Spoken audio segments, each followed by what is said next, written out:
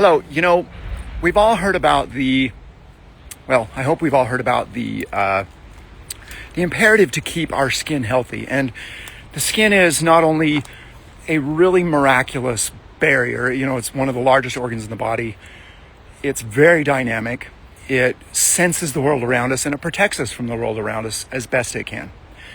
And it's also probably fundamentally it's probably third or fourth on the line of what we call a detoxifying organ. So we have of course our liver and kidney. We have our intestines, the waste stream, and through so urine or feces, and our lungs. And all three of those, including the skin, become this dynamic axis that allows us to rid ourselves of toxins we're exposed to, as well as toxins that we generate inside of us. And those can be consequential, of course. Just look at anyone that's suffering renal failure, and the toxins build up so rapidly, it's absolutely deadly. So these are very critical organs, and the skin is among those. So we have to pay particular attention to the skin because it's the most exposed organ in our body, obviously. And so when we think of the skin as a warning mechanism to how much toxicity we're being exposed to, both internally as we ingest or breathe it, as well as how much our body is being overloaded by these toxins exposures. For example, because the skin eliminates toxins, when our other systems become overloaded, what the research tells us is the skin starts dumping more and more toxins into our sweat and our sebaceous, that is the oil producing glands. And there's the epicrine and the apocrine glands that secrete hydrophilic or water, the sweat and the minerals. They're responsible for secreting things like lead, cadmium, nickel, arsenic, mercury in a lower amount. But these increase their rate of secretion when our kidneys and our liver and our GI tract isn't keeping up. When this happens, let me add to that, things like the phthalates, the BPA, and other plastics, they get secreted through often the same types of glands, either the sebaceous or the sweat glands.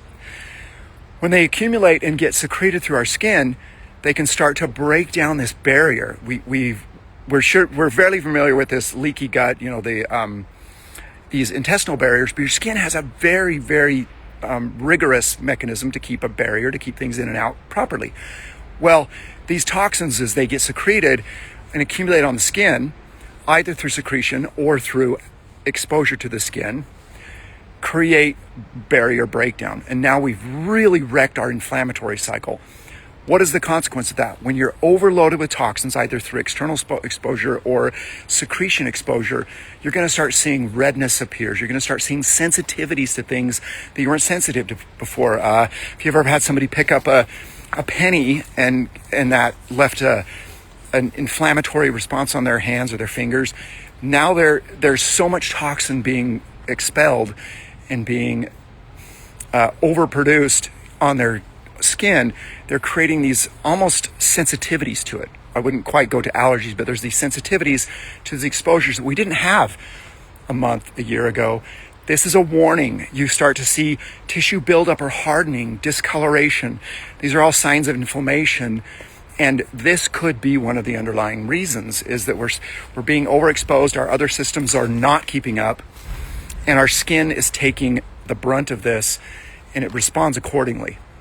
And as it continues chronically, it starts to break down.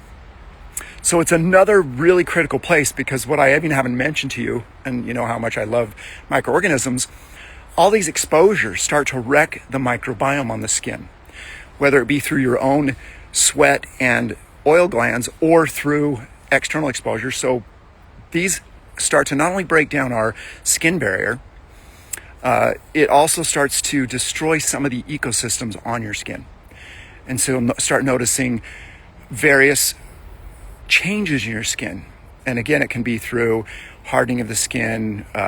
It can be through dermatitises. It can be through sensitivities that you may not have had before, you see coming on slowly.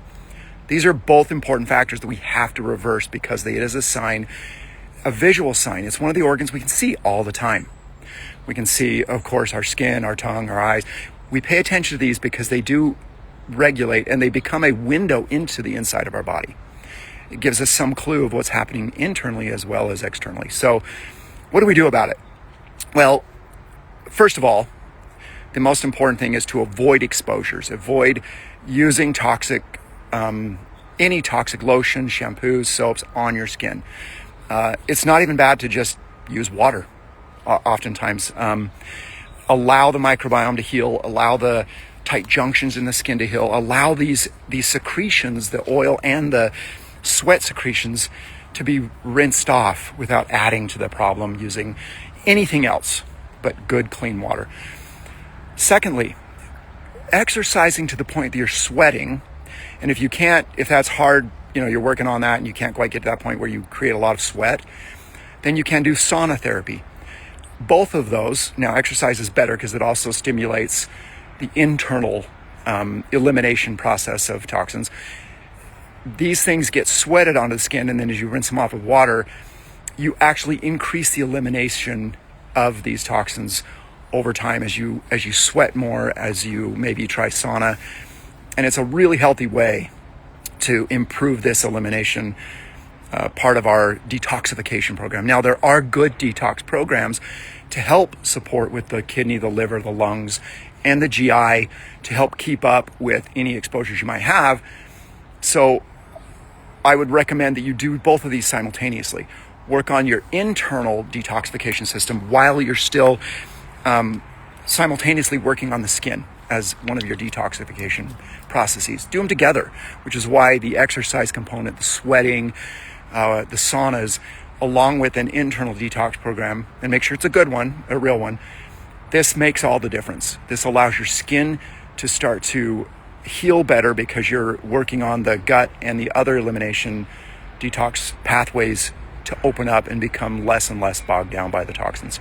So again, reduce your exposure and then work on detoxification. And through all the testing we do and all of the analyses of stool, skin, through the blood labs we see, we're not going to avoid these exposures anymore. They are everywhere.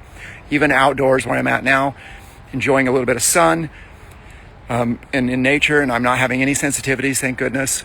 I know that as I walk along these paths, I'm going to see plastic. I'm breathing it. I'm breathing potential molds. I'm always going to be exposed to toxins. It's inevitable at this point. There's not a test we've run or a test that other academic labs have run where you don't find these toxins in our water, in our food, and in our tissues. At this point on the planet, we now have to improve our detoxification because our exposure, whether it be higher or lower based on your choices, it's still there. And so we have to build our own systems to create that resilience, to create that fitness and that fidelity.